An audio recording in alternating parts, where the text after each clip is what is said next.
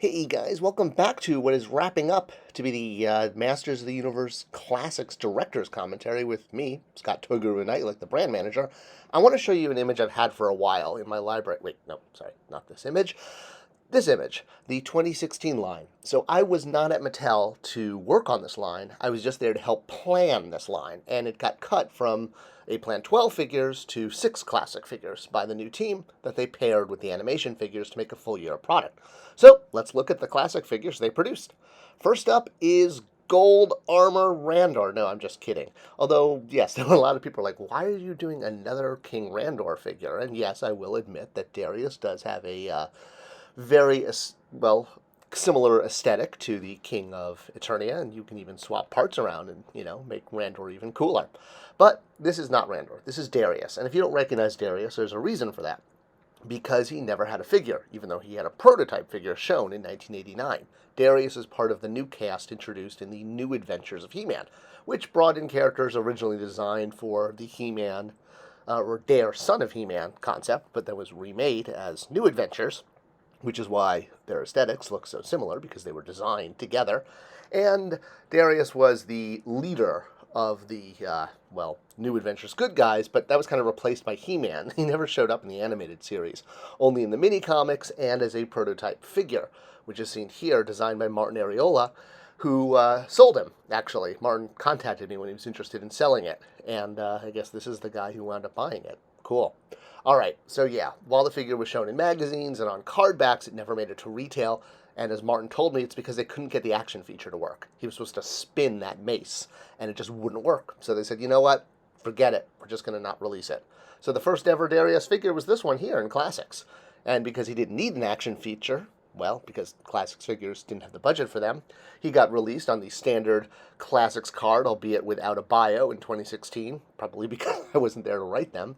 And continuing along in our New Adventures love was Skeletor's love from New Adventures. So much like Evil Lynn back in the Filmation day, we had an animated female villain, Critta, or Srita? I think it's Critta. She, unlike Darius, did show up on the Adventures show. In fact, she showed up in 2 different outfits, so that meant, ooh, which version do we do? And there was a lot of debate over this, and we knew some fans would want the battle outfit, some would want the more skirt outfit, and in the end, hey, maybe we would have gotten to both if the line had continued. Who knows?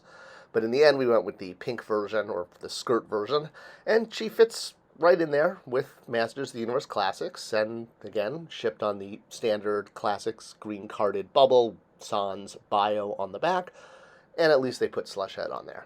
Alright, we're New Adventures crazy today, but hey, at least now you can finally have that battle of Critta versus her New Adventures Galactic Protectors counterpart. I don't know, it's always like that, like Evil Lynn and Tila. Like, you have to have, Mara and Critta.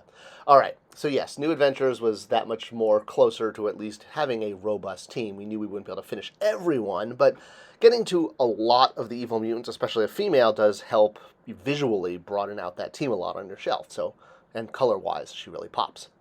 Alright, staying with female figures, but not New Adventures, is this little one here, a member of the Horde, but you may be like, I don't remember that Horde member. That's because it was a new creation, Despara, based on a existing concept. So you'll notice, back in that 2016 list, this character was not, it was the February figure, but it got released later in the year. Everything sort of got shifted around a bit. Like Raja was supposed to be March, and then General Sundar, and then Lady Slither. If you're not familiar with her, this was a character created by this guy, Rob David, who you might be more familiar with from his work on the Masters of the Universe Revelation show. Revolution show? Revolution.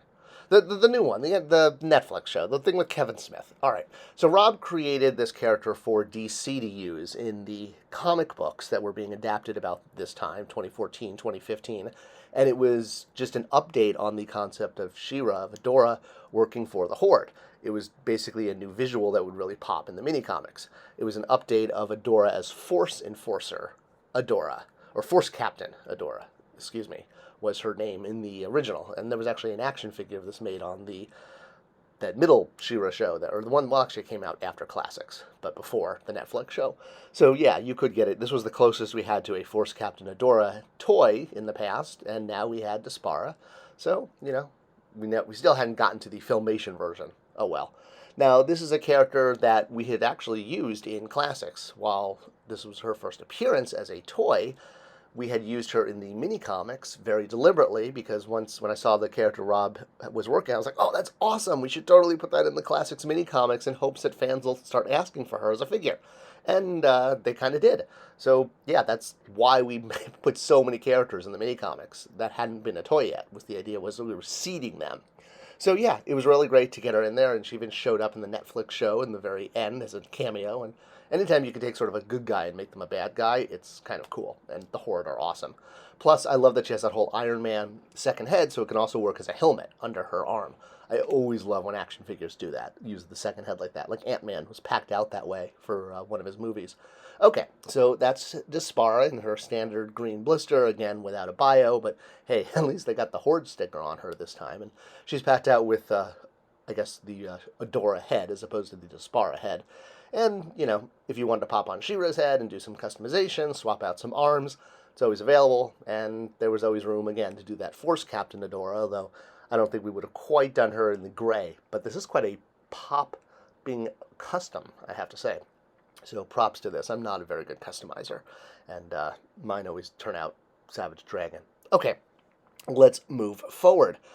So with Despara now in our ranks, we are going to head over to Power Con as we blast through 2016.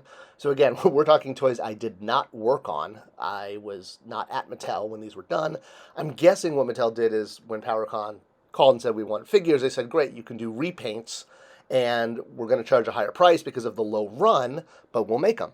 And that's what they did. They were repaints. So we got green Granamyr, which is the giant dragon that had been released a few years earlier in red. The reason he was released in red is because in Filmation he's red. But there were a lot of fans who wanted a green version. In fact, we had a contest to let fans choose if he was going to be red or green. So the green one is from the mini comics. And some fans wanted red, some fans wanted green, and thanks to PowerCon, you now had both. I kind of knew we'd always get to the green one. I mean, once you spend the money on the tool, doing the repaints is the easy part. You know, it's like, you show up for Yom Kippur and Rosh Hashanah, but you never go to Sukkot or, the fun holidays that follow. So, yeah, you've already done the investment. So, green Granamyr, easy peasy. And cool that PowerCon was able to put him out. I had nothing to do with him other than working on the original, but damn, I do love a good green dragon. Savage Dragon jokes aside, I'm just a big fantasy fan, and this is one awesome fantasy character. All right, next up in the PowerCon tri-force of figures, having nothing to do with Zelda, this red mass of paint and plastic, which looks like Beastman, is Beastman. Now, it's not this figure. This is a prototype Beastman, although I've heard people say it's a prototype of Gygor as well. But in no way was this meant to be prototype Beastman or even this version of prototype Beastman, which was a distinct character. In fact, this character is referred to in several of the bios and the mini-comics as Red Beast. No, the action figure is based on this version of Beastman that He-Man is holding over his head to protect him from ants. So, otherwise shown as the cross-cell Beastman on the original 1982 line, this was the paint job that he was given and inspired the figure that PowerCon put out. Again, brilliant idea. They were, I'm sure, told by Mattel, you can do any 3 figures you want, but they have to be repaints because we don't have any tooling budget for that. And PowerCon did a great job picking figures that were easy repaints. I mean, they show up in other companies' lines as well. An easy repaint that fans will accept. It's like printing your own money. So you could get the shaggier Red Beastman, and heck, add him to your Beastman collection if that's your thing. I mean, we've all got a thing, right? I mean, I have a thing. All right, let's move on pretty quick.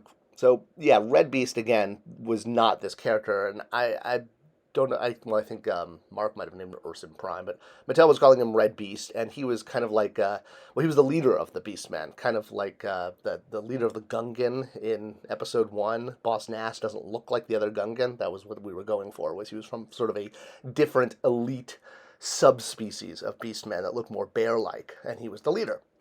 All right, the last one for PowerCon is this green gobbly thing with gold feet and belt, and you're like, what is that? Cobra Khan Camouflage Jodo? Never heard of it. Well, if you've never heard of it, there's a reason for that. It wasn't released in the United States. It was only released in South America by a company called Top Toys, which also released a lot of Kenner's Star Wars figures, as did Palitoy. These were the foreign companies that sometimes took liberal liberties with the paint job and created some kind of unique figures when they released them overseas under license. And Camo Khan was one of those. The company Top Toys would later go on to steal or just use without a license those He-Man molds for their own toy line for as a T, but that's a YouTube video for another time. Well, actually a YouTube video I already made. I'll link it at the end so you can watch that. It's a fascinating story on its own. But let's get back to Camo Khan. So again, easy repaint and existing vintage reference material. This was just Camo Khan with Clawful's arms and a new paint job. Painting Clawful's arms gold, his belt gold, his boots gold, and then giving him a camouflage deco up and down his chest.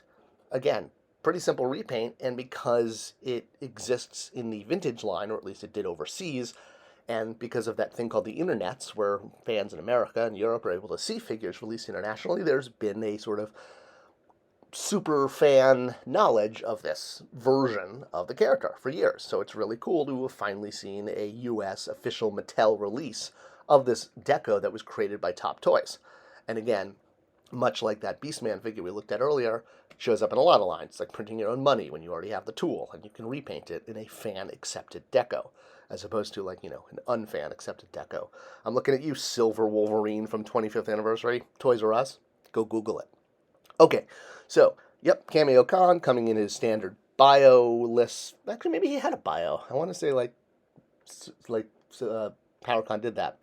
Well, either way, you had another Snake Man, and I love Snake Man. It's great when you can add a character to your Snake Man collection. I mean, this is Origin Snake Man, of course, but the one thing I wish that we had done on any of the Camo Khans was giving him that blast effect. That's awesome, recreating the water effect.